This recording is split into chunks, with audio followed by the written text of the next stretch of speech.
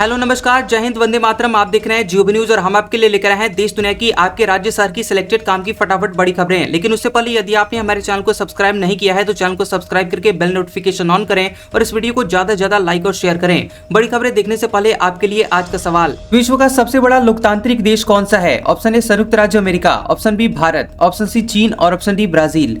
इस सवाल का जवाब हमें कमेंट करें और आप किस राज्य और शहर की ज्यादा खबरें देखना चाहते हैं हमें कमेंट करके बताएं ताकि हम आपके राज्य शहर की ज्यादा खबरें दिखा सकें। चलिए अब देखते हैं आज की फटाफट बड़ी खबरें।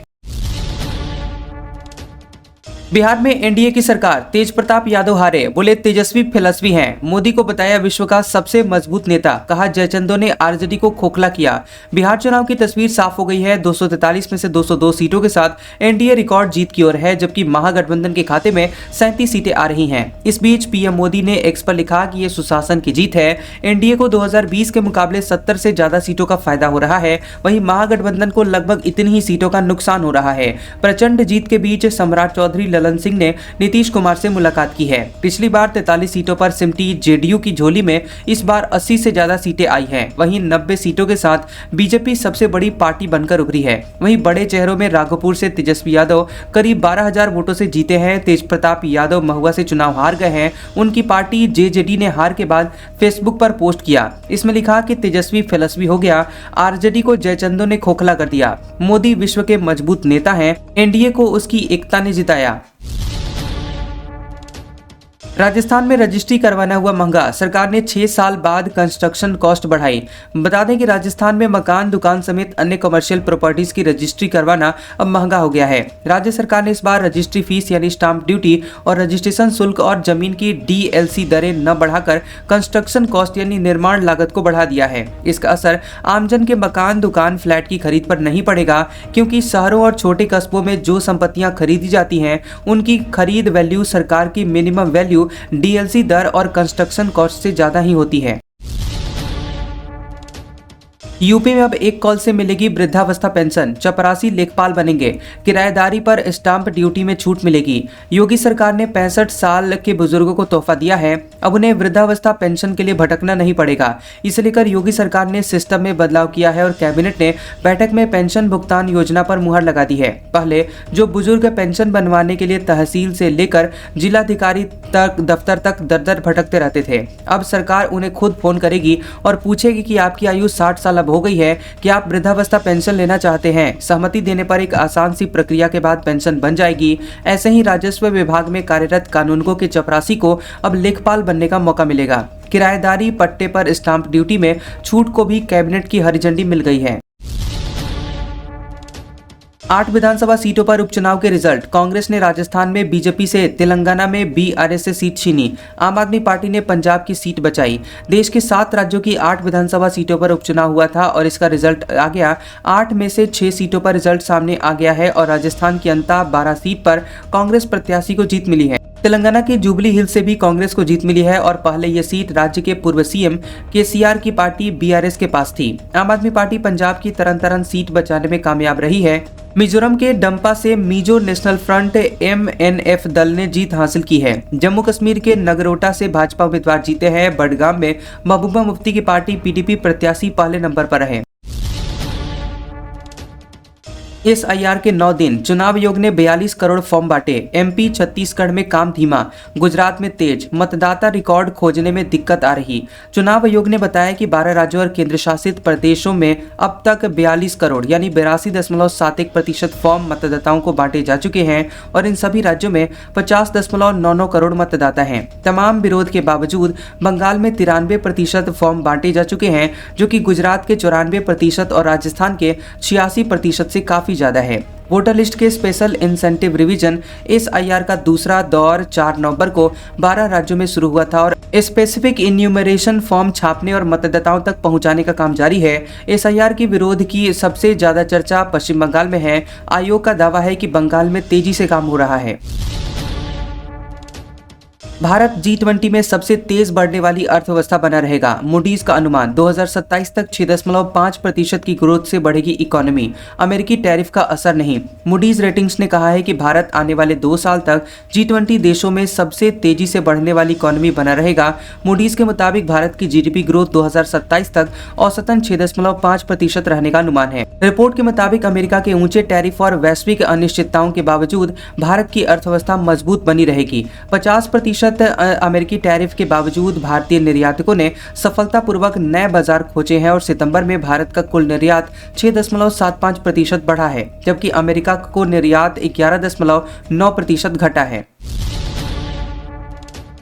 सुप्रीम कोर्ट बोला, ईवी पॉलिसी पर पुनर्विचार करने की जरूरत। बड़े शहरों में पायलट प्रोजेक्ट शुरू करने की सलाह दी। 1 महीने बाद अगली सुनवाई होगी। सुप्रीम कोर्ट ने इलेक्ट्रिक व्हीकल ईवी को बढ़ावा देने वाली पॉलिसी पर दायर पब्लिक इंटरेस्ट लिटिगेशन PIL पर सुनवाई की है और इस दौरान कोर्ट ने मौखिक तौर पर सरकार से national electric mobility mission plan 2020 को दोबारा से रिव्यू करने की सलाह दी है।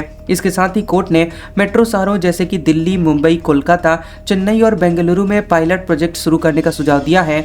जस्टिस सूर्यकांत और जस्टिस जय माल्या बागची की बेंच के सामने वकील प्रशांत भूषण ने दलील दी कि सरकार की ईवी खरीद पर रिबेट और टैक्स छूट जैसी पॉलिसी को लागू करने की जरूरत है।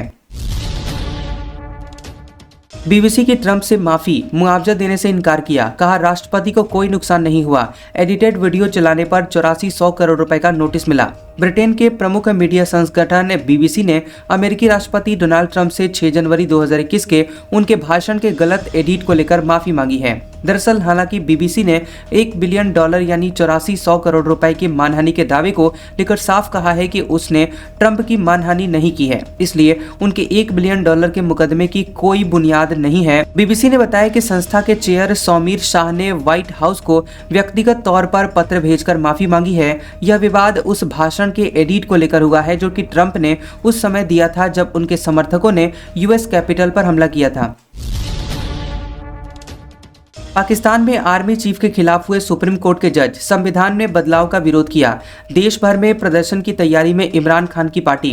पाकिस्तान के आर्मी चीफ आसिम मुनीर के खिलाफ सुप्रीम कोर्ट के बागी तेवर सामने आए हैं। पाकिस्तान के सुप्रीम कोर्ट के 2 सीनियर जज मंसूर अली शाह व अतहर मिनल्लाह ने इस्तीफा दे दिया है। जजों ने इस्तीफे में कहा है कि मुनीर को कानूनी कार्रवाई से सुरक्षा देने और डिफेंस चीफ बनाना संविधान से खिलवाड़ है। जजों ने 27वें संविधान संशोधन का विरोध किया है। बांग्लादेश में शेख हसीना पर फैसले से पहले हिंसा भड़की। एक दिन में 32 धमाके, दर्जनों बसों को आग लगाई। ढाका में 400 पैरामिलिट्री सैनिक तैनात। बांग्लादेश की पूर्व प्रधानमंत्री शेख हसीना के खिलाफ अदालत के फैसले से पहले देश में हिंसा बढ़ गई है और उनकी पार्टी अवामी लीग ने विरोध में पूरे देश में लॉकडाउन की मांग की है। इसके जवाब में बांग्लादेश नेशनलिस्ट पार्टी BNP और बांग्लादेश जमाते इस्लामी के कार्यकर्ता ढाका के कई इलाकों में सड़कों पर उतर आए और कुछ जगहों पर जुलूस भी निकाले। अल जजीरा के मुताबिक 32 बम फटे और दर्जनों बसों को आग लगाई गई और यहां ढाका एयरपोर्ट के पास भी 2 और बम फटे, लेकिन कोई हताहत नहीं हुआ। TCS अब सबसे वैल्यूएबल टेक कंपनी नहीं। इन्फोसिस HCL टेक से सस्ता हुआ शेयर। मार्केट वैल्यू 1 साल में 4.5 लाख करोड़ रुपए कम हुई।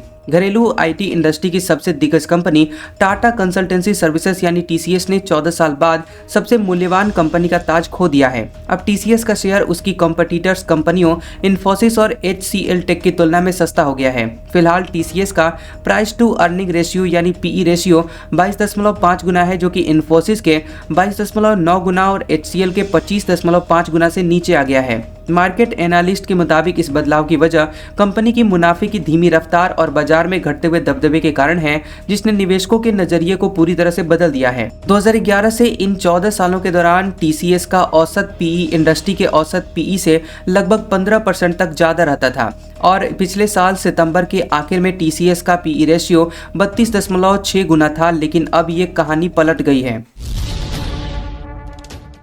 कर्नाटक में गन्ना किसानों का आंदोलन हिंसक हुआ। 100 से ज्यादा ट्रैक्टर में आग लगाई। किसानों की मांग 3300 रुपए प्रति टन का भाव नहीं चाहिए। कर्नाटक के बागलकोट में गन्ना कीमत में इजाफे की मांग कर रहे किसानों का आंदोलन हिंसक हो गया है और रब कभी बनहट्टी तालुका में गोदावरी शुगर फैक्ट्री में गन्ना लदे 100 से ज्यादा ट्रैक्टरों को आग लगाई गई और एसपी सिद्धार्थ गोयल ने बताया कि किसानों ने पत्थरबाजी भी की है, जिसमें कुछ पुलिसकर्मियों को चोटें आई हैं, कुछ लोग भी घायल हुए हैं और खुद हालत काबू में कर लिए हैं। किसान राज्य की चीनी मिलों से गन्ना की 3500 रुपए प्रति टन कीमत मांग रहे हैं, जबकि चीनी मिलों के मालिकों ने 3300 रुपए प्रति टन का भाव दिया है, लेकिन किसान इस कीमत को स्वीकार करने को राजी नहीं है। हरियाणा की दयालु योजना में फंसी 35,500 फाइलें, अब जिलों से फाइलें क्लियर होंगी। मुख्यालय में स्टाफ कम, सीएम के पास महकमा। हरियाणा की दीनदयाल उपाध्याय अंत्योदय परिवार सुरक्षा यानी दयालु योजना का लाभ लेने के लिए लोगों को लंबा इंतजार करना पड़ रहा है। हालात ये हैं कि योजना के तहत करीब 35,500 फाइलें अटक गई हैं। मार्च तक की फाइलें अभी फंसी पड़ी हैं और पात्र आर्थिक मदद की बाट जोह रहे हैं, जबकि इस योजना का विभाग खुद सीएम नायब सिंह सैनी के पास है। और इसकी सबसे बड़ी वजह यह है कि अभी फाइलें पंचकुला मुख्यालय से ही क्लियर होती हैं, जहां पर स्टाफ की कमी है। इसलिए अब सरकार बड़ा बदलाव करने जा रही है। इसके बदलाव के तहत अब जिला स्तर पर भी फाइलों को क्लियर किया जाएगा और अप्रैल 2023 में तत्कालीन मुख्यमंत्री मनोहर लाल खट्टर के कार्यालय में इस योजना की शुरुआत की गई थी। सिद्दीकी ने सियासी रसूख का फायदा उठाकर बनाई यूनिवर्सिटी, वाइफ, बेटी और 2 भाइयों को बनाया ट्रस्टी। फाइनेंशियल फ्रॉड के भी आरोप लग चुके हैं। दिल्ली ब्लास्ट में फरीदाबाद की अल फलाह यूनिवर्सिटी का कनेक्शन सामने आने के बाद अब इसके फाउंडर जावेद अहमद सिद्दीकी की भी जांच एजेंसियों के रडार पर सामने आ गए हैं और जांच एजेंसियों की तरफ से खुलासा किया गया कि यूनिवर्सिटी को संचालित करने वाली चैरिटेबल ट्रस्ट में सिद्दीकी ने अपनी वाइफ, बेटी और भाइयों को ट्रस्टी बनाए रखा है और इसके साथ ही दुबई में रहने वाली एक रिश्तेदार भी ट्रस्टी है। केदारनाथ में 17,68,000 लोगों ने फैलाया 2300 टन कचरा। अब खच्चरों से लाएंगे, नीचे लाने में 25 करोड़ रुपए खर्चा होंगे, जलाने पर बैन। उत्तराखंड के रुद्रप्रयाग जिले में स्थित केदारनाथ धाम में इस साल रिकॉर्ड 17,68,000 लोगों ने बाबा केदारनाथ के दर्शन किए और इस आस्था के साथ ही केदारनाथ धाम में 2300 टन कचरे का भी पहाड़ जमा हो गया है। हर यात्री ने औसतन 1.5 किलो तक कचरा यहाँ छोड़ा है और पिछले साल की तुलना में करीब 150 ग्राम प्रति यात्री ज्यादा रहा है। अब इस कचरे को निस्तारित करने में 25 करोड़ रुपए से ज्यादा का खर्चा आ रहा है, जो कि इस उच्च हिमालयी क्षेत्र में मौजूद शिव धाम के पर्यावरण के लिए नई चुनौती खड़ा कर रहा है। आम आदमी पार्टी ने 12,000 वोटों से तरन तारण सीट जीती। अकाली दल दूसरे, खालिस्तान समर्थक एमपी की पार्टी तीसरे नंबर पर। कांग्रेस बीजेपी की जमानत हो गई जब्त। पंजाब की तरन तारण विधानसभा सीट आम आदमी पार्टी ने फिर से जीत ली है। आम आदमी पार्टी के उम्मीदवार हरमीत संधू ने उपचुनाव में 12,091 वोटों से जीत हासिल की है। उन्हें कुल 42,649 वोट मिले हैं और हरमीत संधू चौथी बार यहां से विधायक चुने गए हैं। दूसरे नंबर पर अकाली दल की उम्मीदवार सुखविंदर कौर रंधावा रही, जिन्हें 30,558 वोट मिले। तीसरे नंबर पर अकाली दल वारिस पंजाब दे के उम्मीदवार मनदीप सिंह खालसा को 19,620 वोट मिले। कांग्रेस यहां चौथे नंबर पर रही, उसे 15,078 वोट मिले। वहीं भाजपा उम्मीदवार 10,000 आंकड़ा भी नहीं छू पाए, उन्हें 6,239 वोट ही मिले। कांग्रेस का आरोप, आरएसएस के लिए पाकिस्तानी कंपनी काम कर रही है, अमेरिका में हितों की पैरवी करती है। संघ बोला कोई लॉबिंग फर्म हायर नहीं की। कांग्रेस ने आरोप लगाया है कि राष्ट्रीय स्वयंसेवक संघ यानी आरएसएस के लिए पाकिस्तान की एक आधिकारिक लॉबिंग कंपनी काम कर रही है और इसे अमेरिका में संघ के हितों की पैरवी करने के लिए हायर किया गया है। कांग्रेस महासचिव जयराम रमेश ने एक्स पर लिखा कि कुछ दिन पहले संघ प्रमुख मोहन भागवत ने माना था कि आरएसएस रजिस्टर्ड ऑर्गेनाइजेशन नहीं है और वह कोई टैक्स नहीं देता। अब हमें पता चला कि आरएसएस ने भारी रकम खर्च करके अमेरिकी law firm square pattern box SPB को हायर किया है। आरएसएस ने कांग्रेस के इन सारे आरोपों को खारिज किया है। राष्ट्रीय प्रचार प्रमुख सुनील आम्बेकर ने कहा कि राष्ट्रीय स्वयंसेवक संघ भारत में काम करता है और अमेरिका में कोई लॉबिंग फर्म हायर नहीं की है। लॉबिंग फर्म सरकार के सामने किसी संगठन के हितों की पैरवी करती है। शशि थरूर बोले कांग्रेस पहले से ज्यादा वामपंथी रुख अपना रही है, ये एक रणनीतिक कदम हो सकता है। मनमोहन सरकार में सेंटर की तरफ झुकाव था। कांग्रेस सांसद शशि थरूर ने कहा कि पार्टी पिछले कुछ सालों में पहले से ज्यादा वामपंथी रुख अपनाने लगी है। उन्होंने कहा कि यह बदलाव बीजेपी की विभाजनकारी राजनीति का जवाब देने के लिए एक तरह की रणनीतिक कदम माना जा सकता है। थरूर हैदराबाद में आयोजित ज्योति कोमोरेड्डी मेमोरियल लेक्चर में बोल रहे थे और इस दौरान उन्होंने बताया कि मनमोहन सिंह के दौर में कांग्रेस का झुकाव ज्यादा सेंटर में था और वह कई नीतियां पिछली बीजेपी सरकार से भी लेती थी।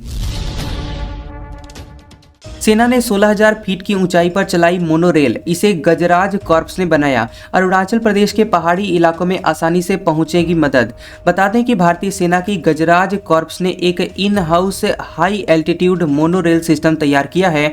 ये स्मार्ट नेविगेशन अरुणाचल प्रदेश के 16,000 फीट की ऊंचाई वाले दुर्गम पहाड़ी इलाकों में काम करने के लिए बनाया गया है। इससे सैनिकों को जरूरी सामान तेजी से पहुंचाने में मदद मिलेगी। यह नया सिस्टम कामेंग हिमालय रीजन में भारतीय सेना तक रसद पहुंचाने में मददगार है। यहाँ न तो रास्ता है, न ही कोई दूसरा वाहन पहुंच सकता है। पहाड़ों में संकरे रास्तों, ढीली चट्टानों, अप्रत्याशित मौसम और सीमित ऑक्सीजन के कारण छोटी दूरियां भी लंबी और कठिन लगती हैं। सैनिकों को अक्सर अपनी पीठ पर कई जरूरी सामान ढोने पड़ते थे। इसमें समय और मेहनत के साथ ही एक्स्ट्रा एफर्ट लगाने होते थे। अब मोनोरेल से समय और मेहनत दोनों बचेंगे, इसके साथ ही जोखिम भी कम होगा।